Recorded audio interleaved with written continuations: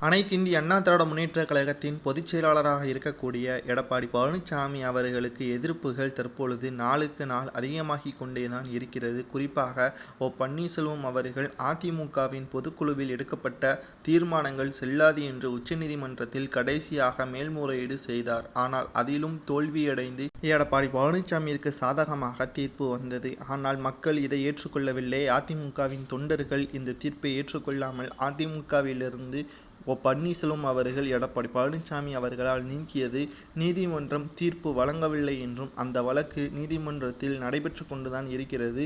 அதிமுகவை முழுமையாக எடப்பாடி பழனிசாமி அவர்கள் கைப்பற்றப்படவில்லை என்று பலரும் தற்பொழுது விமர்சனமும் செய்து வருகிறார்கள். இந்த நிலையில்தான் நாடாளுமன்ற தேர்தலையொட்டி எடப்பாடி பழனிசாமி அவர்கள் தனக்கு எதிர்ப்பாக இருக்கக்கூடிய முக்கியமான மாவட்டங்களில் முதலில் பிரச்சாரம் செய்துவிட்டால் நிச்சயமாக தனக்கு எதிர்ப்புகள் எவ்வளவு இருக்கிறது, ஆதரவுகள் எவ்வளவு இருக்கிறது என்பதை கணித்துவிடலாம் என்பதற்கேற்ப மதுரையை தற்பொழுது தேர்ந்தெடுத்திருக்கிறார் எடப்பாடி பழனிசாமி அவர்கள். நேற்று மாலையே மதுரைக்கு சென்ற எடப்பாடி பழனிசாமி அவர்களுக்கு அமோக வரவேற்பு ஏற்பாடுகள் அனைத்தையுமே RP உதயகுமார் அவர்கள் செய்துவிட்டதாக தகவல்கள் வெளியாகியிருந்தன. ஆனால் அங்கு சென்று பார்க்கும் பொழுதுதான் எடப்பாடி பழனிசாமி அவர்களுக்கு எதிர்ப்புகள் காத்து கொண்டிருந்தது.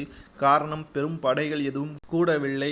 பன்னீர்செல்வம் அவர்களின் ஆதரவாளர்கள் ஒருவர் கூட எடப்பாடி பழனிசாமி அவர்களை பார்க்கவில்லை. மாறாக RP உதயகுமார் அவர்களின் கொத்தடிமைகள் மட்டும்தான் 500க்கும் மேற்பட்டவர்கள் கலந்து கொண்டார்கள் என்றும் அதிலும் பாதி பேர் பணத்தை பெற்றுக்கொண்டுதான் கலந்து கொண்டார்கள் என்றும் கடுமையான விமர்சனங்கள் முன்வைக்கப்பட்டது. தற்பொழுது எடப்பாடி பழனிசாமி அவர்கள் மதுரையில் இருந்து வெளியே வருவதற்கு பல தடைகளை தாண்டிதான் வரவேண்டியது என்றும் பாதுகாப்பு படைகளுடன் தான் மதுரைக்கு வந்திருக்கிறார் என்றும் பல விமர்சனங்களும் முன்வைக்கப்பட்டிருந்தது.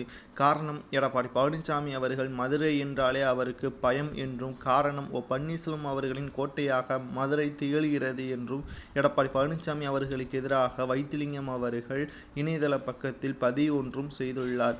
இதுதான் ஆரம்பம். நிச்சயமாக எடப்பாடி பழனிசாமியை கூண்டோடு நாங்கள் அழிப்போம். அதற்கான ஆயுதமாக நாங்கள் விரைவில் நாடாளுமன்ற தேர்தலை முன்கூட்டியே நாங்கள் பன்னீர்செல்வம் அவர்களுடன் இணைந்து அதிமுகவை மீட்டெடுத்து தேர்தலில் மிகப்பெரிய வெற்றியை தழுவும், எடப்பாடி பழனிசாமி என்ற துரோகியை விரட்டியடிப்போம் என்று வைத்திலிங்கம் அவர்கள் கூறுவதை பற்றியும், மதுரையில் எடப்பாடி பழனிசாமி அவர்களுக்கு எதிர்ப்புகள் தெரிவித்ததை பற்றி உங்களது கருத்துக்களை கமெண்ட் வாயிலாக கூறுங்கள்.